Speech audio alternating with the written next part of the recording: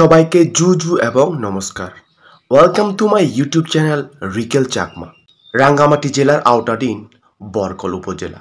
নাম শুনেছি কিন্তু কখনো যাওয়া হয়নি। আজকে সুযোগ হলো বরকল যাওয়ার জন্যে। তো রাঙ্গামাটির বিখ্যাত রিজার্ভ বাজারে চলে আসলাম লঞ্চ ঘাটে। সেখান থেকে টিকিট নিয়ে রওনা দিলাম বরকলের উদ্দেশ্যে। রাঙ্গামাটি জেলার আওতাধীন 4টি উপজেলা রয়েছে। তার মধ্যে অন্যতম বরকল, জুরাছড়ি, বাঘাইছড়ি এবং বিলাইছড়ি। এই উপজেলাগুলোতে পানি পথে যেতে হলে রিজার্ভ বাজার হচ্ছে একমাত্র পয়েন্ট যেখান থেকে এই উপজেলাগুলোতে লঞ্চ যোগে যাওয়া যায়। এই লঞ্চ ছাড়াও ইঞ্জিন চালিত বোট, স্পিড বোট রয়েছে, সেগুলো রিজার্ভ করে এই উপজেলাগুলোতে যাওয়া যায়। ফাইনালি আমরা রিজার্ভ বাজার ছেড়ে বরকলের উদ্দেশ্যে যাচ্ছি। বরকল উপজেলা দেখতে কেমন আসলে আমি তা জানি না। আসলে আমার ভাগ্যটা এমনই, অনেক ভালো। সেসব ভালো মানুষেরা তাদের সাথে সুন্দর সুন্দর জায়গায় নিয়ে যায়। আমরা যাচ্ছি বরকল উপজেলা, আর এই রিজার্ভ বাজার থেকে অন্যান্য উপজেলায় যে লঞ্চগুলো যায় সেই লঞ্চগুলোও এখন ছেড়ে দিচ্ছে। তো আমরা ফাইনালি সকলে মিলে রিজার্ভ বাজার থেকে কাপ্তাই লেক পাড়ি দিয়ে আমরা 4-5টি উপজেলায় চলে যাচ্ছি। বরকলে যেতে যেতে মাঝপথে বাম সাইডে দেখা মিলল বিরাট একটি পাহাড়। এই পাহাড়টি রাজপ্রাসাদের মতো দাঁড়িয়ে আছে, আর এখান থেকেই বরকল এরিয়ার শুরু।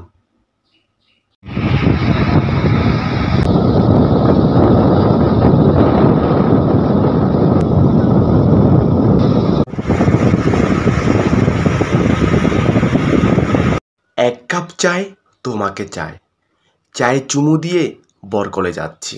বিরাট একটি পাহাড় দাঁড়িয়ে আছে রাজপ্রাসাদের মতো করে। আমরা সুবলং বাজারের অনেক কাছাকাছি চলে আসছি। সেখান থেকে কয়েক মিনিট রেস্ট নিয়ে আমরা সরাসরি চলে যাব বরকলের উদ্দেশ্যে। আমরা যাচ্ছি লঞ্চে করে। আমি শীতে না বসে বাইরে বের হয়েছিলাম খোলা আকাশ উপভোগ করার জন্যে। 18ই জুলাই 2024 দিনটি অনেক সুন্দর ছিল। খোলা আকাশে সাদা সাদা মেঘ দেখা যাচ্ছিল, চারিদিকে উঁচু নিচু পাহাড় আর পানি দেখা যাচ্ছিল। ওয়াও, কত সুন্দর সাদা মেঘ! বরকলে যেতে আসলে কত ঘন্টা লাগে আমি তা সঠিক জানি না। বরকলের সম্পর্কে একটা নেগেটিভ কথা শুনেছি, আসলে তা কি সত্যি নাকি মিথ্যা আমি আসলে তাও জানি না। তবে যেহেতু আজকে বরকলে যাচ্ছি, আমি সেই সত্য মিথ্যা যাচাই করেই ছাড়ব। আমি শুনেছিলাম বরকলে যারা থাকেন তারা নাকি খুব কষ্টে থাকেন, তাদের পানির খুবই সংকট। তারা নাকি দৈনন্দিন কাজে ব্যবহার করার জন্য ঝর্ণার পানি ব্যবহার করে। আমি ভাবলাম ঝর্ণার পানি তো সব সময় থাকবে না, যখন গ্রীষ্মকাল আসবে তখন মাটি শুকিয়ে যাবে, মাটির আর্দ্রতা কমে যাবে, তখন তারা কিভাবে চলবে? তারা খাবার পানি না খেয়ে কিভাবে বেঁচে থাকবে? তো আমার এই বিষয়টি আমার মাথায় ঘুরপাক খাচ্ছিল যে তারা কিভাবে সংগ্রাম করে সেই পাহাড়ের সাথে টিকে আছে। একটু আগে বরকল উপজেলার মেইন গেট রেখে আসছি। সামনে বাম সাইডে উঁচুতে দেখা যাচ্ছে ঘরবাড়ি, দোকানপাট, বিল্ডিং।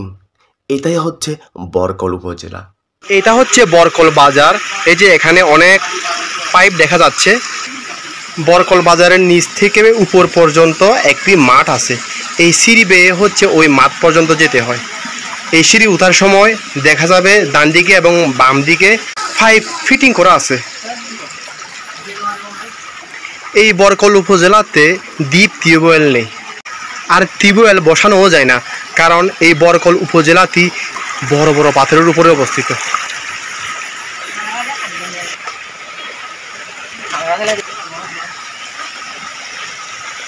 এই যে সিঁড়ির সাথে অনেকগুলো পাইপ ফিটিং করা আছে। এই পাইপগুলো ফিটিং করা হয়েছে একেবারে সেই সুদূর একেবারে ঝর্ণা থেকে। ওই ঝর্ণাতে যেতে হলে নাকি বলে 1 ঘন্টা লাগে এই বরকল বাজার থেকে। তো দেখেন এই পানি কোথায় থেকে আসে। বরকল বাজারে ডিপ টিউবওয়েল বসানো যায় না, কারণ মাটির নিচে আছে বড় বড় পাথর। এই পাথর খুঁড়ে ডিপ টিউবওয়েল বসানো সম্ভব না, আর টিউবওয়েল তো বসানো এটা অনেক দূরের কথা। আচ্ছা দিদি, এই পানি কোথা থেকে আসতেছে একটু বলতে পারবেন? এটা তো বিরাট একটা পাহাড়, এই পাহাড়ের ভিতর থেকে এই পানিগুলো আসতেছে, তাই না? হ্যাঁ। আচ্ছা, এই যে এখান থেকে যে পানি পড়তেছে, এই বরকল উপজেলাতে কি কোনো দ্বীপ টিউবওয়েল নাই যেখান থেকে সবাই পানি খেতে পারবে? না না, এরকম কিছু নাই। এরকম কোনো দ্বীপ টিউবওয়েল নাই, মানে কোনো টিউবওয়েল নাই? না, কোনো। তাহলে এটাই একমাত্র উৎস। এখান থেকে সামরিক বাহিনী ছাড়া সাধারণ যে জনগণ আছে, হ্যাঁ, তাহলে সবাই এখান থেকে খাবার পানি সংগ্রহ করে। তো গোসল করার পানি, গোসল করার পানি ওই বোরগাঙে আছে। গোসল করার পানি ওই নদী থেকে সংগ্রহ করে। তাহলে আপনাদের এই গ্রামে অনেক কষ্ট করে বেঁচে থাকতে হয়, কারণ খাবার পানি নেই। আপনার সবার তো আর টাকা নেই মিনারেল ওয়াটার কিনে খাওয়ার জন্য। হ্যাঁ তো সকাল হলে এখানে কি লাইন দাঁড়ায় থাকতে হয় সবাইকে? হ্যাঁ, যখন এই পানি শুকায় যাবে, হ্যাঁ, তখন দেখবেন যে শুধু ট্যাপ ট্যাপ করে পড়ে আর কি। তখন দেখবেন যে সকালে আসেন, বিকালে সন্ধ্যায় যাওয়ার কোনো ইয়া নাই। তাহলে সকাল থেকে সন্ধ্যা পর্যন্ত এই সিরিয়াল দিয়ে রাখতে হয় আর কি। সিরিয়াল দিয়ে রাখতে হয় শুধু এই পানি পাওয়ার জন্য। হ্যাঁ, এখন তো বৃষ্টি হচ্ছে, এই কারণে হচ্ছে যে জন্নাতে আসবেই যাবে এই আর কি, মানে কোনো সিরিয়াল লাগতেছে না এখন। আপনাদের এত কষ্টের জীবন আমি কোনো জায়গায় গিয়ে দেখিনি। তো এই বরকলে এসে বুঝতে পারলাম যে আপনারা অনেক কষ্ট করে থাকেন। পানির অপর নাম হচ্ছে জীবন। তো আমি এখন থেকে পানি কখনো আমি অপচয় করব না, কারণ আপনাদের জীবন দ্বারা অনেক কষ্টে যাচ্ছে। সৃষ্টিকর্তার কি একটি আশীর্বাদ! গ্রীষ্মকালে এই মাটি ভেদ করে পানি আসার কোনো প্রশ্নই আসে না, কিন্তু এখানকার যারা এলাকাবাসী আছে তারা একমাত্র এই পানির উপর নির্ভরশীল। গ্রীষ্মকালেও এই বুক চিরে পানি বের হয়, খাবার পানি। কারণ সৃষ্টিকর্তাও জানে যে এইসব লোকদেরকে কিভাবে বাঁচিয়ে রাখতে হয়, কেননা পানির অপর নাম জীবন। এই পানি ছাড়া এই বরকল এলাকাবাসী তারা বাঁচতে পারবে না। আর তাই তো এই প্রকৃতির উৎস করে দিয়েছেন আমাদের সেই সৃষ্টিকর্তা। দেখতে পাচ্ছেন তো আমাদের একজন আদিবাসী মেয়ে কিভাবে পানি সংগ্রহ করতেছে। খুব কষ্ট করে এই পানি বের হচ্ছে পাথরের বুক চিরে। তাই বলেছি বরকলের কান্না। শুধু দেখুন পাহাড়ের বুক চিরে কিভাবে পানি বের হচ্ছে। এখানে একটি টিন শেড করা হয়েছে, আর দেখাচ্ছি খাবার পানি কিভাবে চলে আসতেছে। এটি হচ্ছে পাহাড়, এই পাহাড়ের সাথে মিশে আছে বড় বড় পাথর। এক প্রকার যদি দূষিত পানি থাকে, এই দূষিত পানিগুলো এই পাহাড় যখন ভেদ করে তখন এই পানিগুলো বিশুদ্ধ হয়।